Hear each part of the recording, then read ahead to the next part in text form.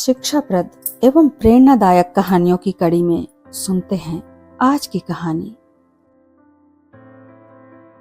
10 साल का एक लावारिस बच्चा मोहन सड़क पर घूम रहा था। उसके माता पिता को कोरोना निगल गया था। वह बच्चा सड़क के किनारे एक झोपड़ी में रहता। मंदिर में जाकर मंदिर की सफाई में हाथ बटाता, भगवान को प्रणाम करता, अपने माथे पर टीका चंदन लगाकर इधर उधर अपने गुजर बसर का कोई काम करने और अपना पेट भरने को निकल पड़ता।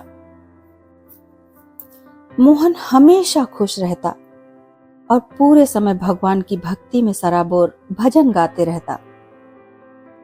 एक दिन जोरों की बारिश हो रही थी।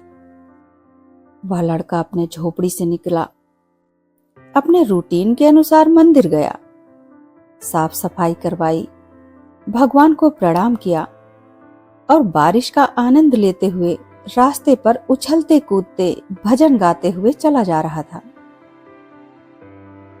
रास्ते में एक ठेले वाला गर्मा गर्म पकौड़ियां छान रहा था। पकौड़ियों की खुशबू से मोहन के मुंह में पानी आ गया। वह ठेले के पास थोड़ा ठिठका, लेकिन पैसे तो थे नहीं, तो वह आगे बढ़ गया।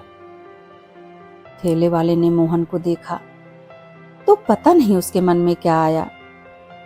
उसने उसे आवाज देकर बुलाया। मोहन वापस आ गया। ठेले वाले ने कहा, पकौड़ी खाओगे? मोहन ने हाँ में गर्दन हिला दी। ठेले वाले ने हरी चटनी के साथ दोना भर के उसे पकौड़ियां दी।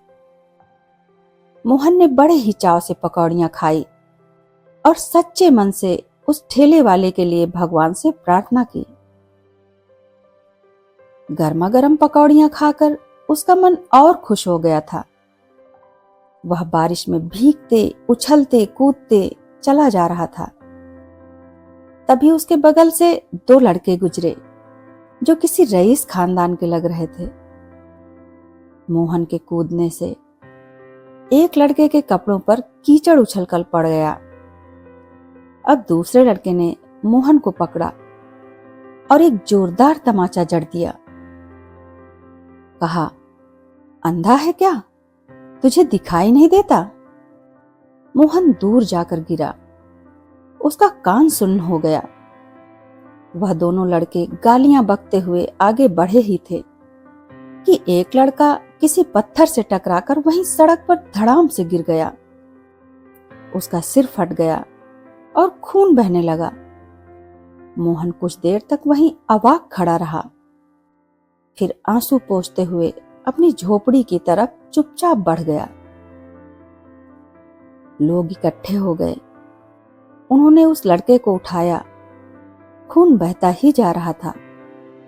सब लोग पूछने लगे, क्या हुआ, कैसे गिर गया?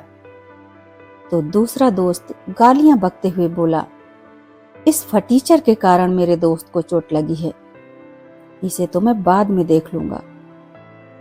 तभी भीड़ में से एक सज्जन ने कहा, बेटा, तुम्हारे दोस्त को चोट लगी तो तुम तिलमिला उठे।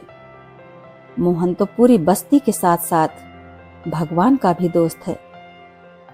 तुम्हारे दोस्त ने मोहन को थप्पड़ मारा है। सोचो भगवान को कितना बुरा लगा होगा।